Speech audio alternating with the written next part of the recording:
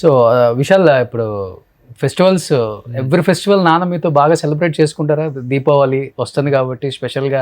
చిన్నప్పుడు ఎలా ఉండేది ఇంట్లో? అసలుకి నాన్న అసలుకి టైము ఉండేదా? ఈ ఫెస్టివల్స్ అప్పుడే ఉంటాయి కాన్సెప్ట్లు అన్నీ కూడా. ఫెస్టివల్స్లో అయితే దివాళీ ఎక్కువ గుర్తుంది నాకు సెలబ్రేట్ చేసుకున్నట్టు. ఒక 10,000 వాళ్ళ తీసుకొచ్చి రోడ్డు మీద అలా పెట్టేసి అది కాల్చడం, లాస్ట్లో దివాళీ అయిపోతున్నప్పుడు లాస్ట్లో పెట్టడం. ఎక్కువగా మేము సెలబ్రేట్ చేసుకుని దివాళీ ఒకటే ఓకే. నాన్నతో పాటు. ఇప్పుడు ఇంకా అన్ని చేసుకుంటున్నాము. మోస్ట్లీ ఇది ఇంట్లో సెలబ్రేట్ చేసుకోకుండా నాన్న షోస్ తీసుకెళ్తారు. ఇప్పుడు నాన్నతో షోకి వెళ్ళిపోయి లాస్ట్ దివాళీకి ఎక్కడున్నాం మనం? ఆఫ్రికాలో. ఆఫ్రికా.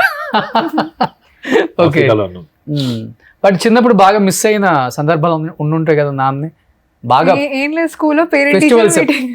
ఫెస్టివల్స్ లో అయితే దివాళీ చెప్పారు కదా, సేమ్ దివాళీ అయితే నాన్న మంచి మంచి నాటు బాంబులు ఏవో ఉంటాయి కదా, ఓకే. ఇవి కాకుండా అవి తెచ్చి 10,000 వల్ల సమ్ 2-3 హౌసెస్ ఆగిపోయేవాళ్ళు. మన ఆ ఇంటి నుంచి ఇంటి వరకు పెట్టేవాళ్ళు.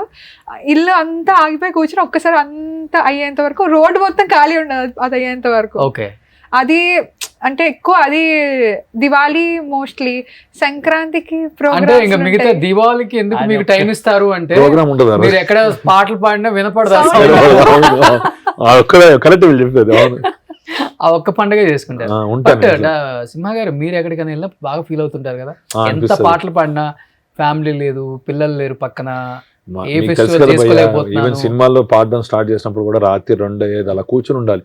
మనం పాడిన తర్వాత కూడా అది ఉంటుందో ఉండదో సినిమాలో తెలియదు. ఒక 2 నెలలు కూర్చుంటే ఒక సాంగ్ వస్తుంది. ట్రావెల్ మనం ఉంటుండాలి, గుర్తు రావాలి, వాళ్ళు కనపడాలి. ఓకే. ఇప్పుడు బాలుగారు టైంలో, ఆ టైంలో అయితే వేరు.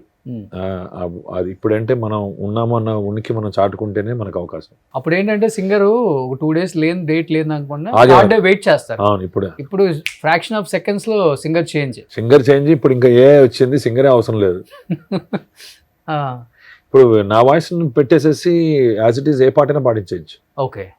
సింగర్స్ కు సంబంధించిన దాంట్లో కూడా క్యాస్ట్ ఫీలింగ్ ఉంటుందా? ఇది బయట బాగా నానుతూ ఉంటుంది. అంటే క్యాస్ట్ ఫీలింగ్ అనేది అట్లా నాకు అనిపించలేదండి. ఎందుకంటే ఒక సెక్షన్, కొంతమంది ఎన్నుకుంటారు. ఇప్పుడు ఇంత ముందర సింగర్స్ అంటే పర్టికులర్ కమ్యూనిటీ వాళ్ళే ఎక్కువ ఉండేవారు అని. ఎందుకంటే ఫస్ట్ నుంచి వాళ్ళకి ఆ దాంట్లో వచ్చేవారు. ఇప్పుడు అట్లా ఏం లేదు.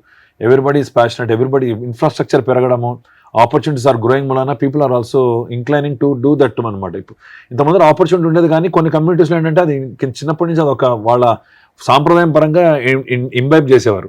ఇప్పుడు అందరు కూడా వాడుతున్నారు, అందరూ బాగా వాడుతున్నారు. ఓకే. ఎంతమందికి ఆపర్చునిటీస్ ఉన్నాయి. లేకపోతే యూట్యూబ్లో ఎంతమంది సింగర్స్ మీకు పరిచయం అవుతారా? Every song is becoming hit.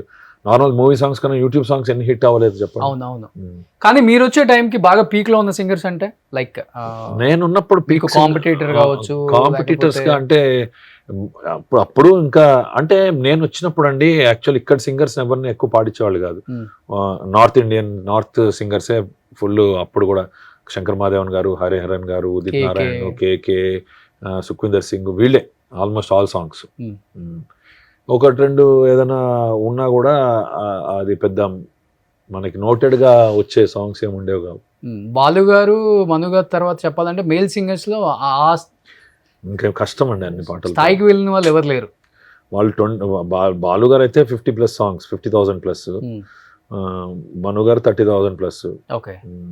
కానీ మీరు ఇప్పుడు ఓవరాల్ ఎన్ని సాంగ్స్ పాడుంటారు సినిమా? 448 అండి. 448 ఏంటి? 17 years జర్నీ అంతే.